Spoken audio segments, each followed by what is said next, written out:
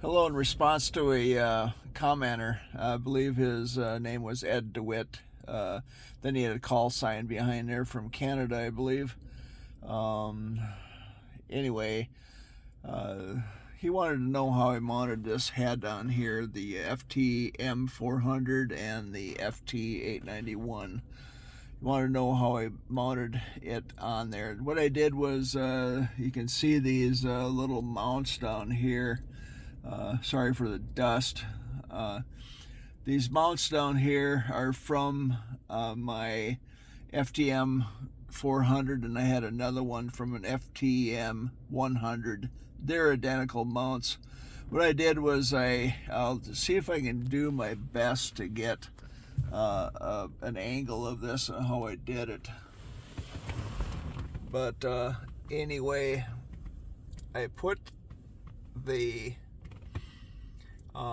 two kind of together, and then kind of flip-flopped them with each other upside down, and then where it normally mounts, I mounted it the 400 on the bottom, and then I mounted the FTM1 or the FT-891 on the top of the thing.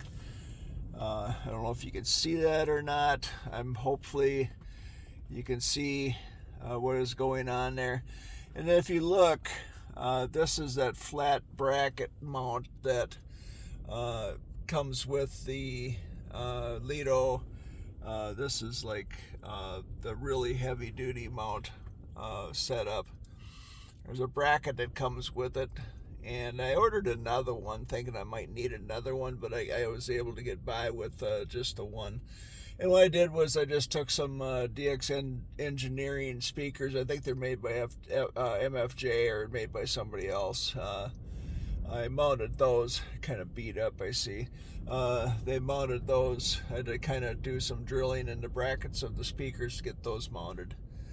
But mainly what he's looking for, or what you're looking for, Ed, is how I got these mounted. And I just put them one from the bottom of the FTM-400 and one on the top of the FT-891. But one of the things I didn't really like about it, I had to do some trimming on this one here. It'll become apparent when you look at it. I had to do some trimming on this particular bracket that went on the 100 on the top side, because if you look, it does kind of interfere with the buttons. You can get your fingers in here and push them, but the ones on the outside here were covering up the buttons here, and I had to do some trimming on that. So hopefully that kind of explains it. Oh, down below here too is just that the mic mount. And funny thing is, all the Yaesu mics aren't alike. The little collar on the bottom end, this one sticks. This little collar in between here is a little bit bigger than the other one.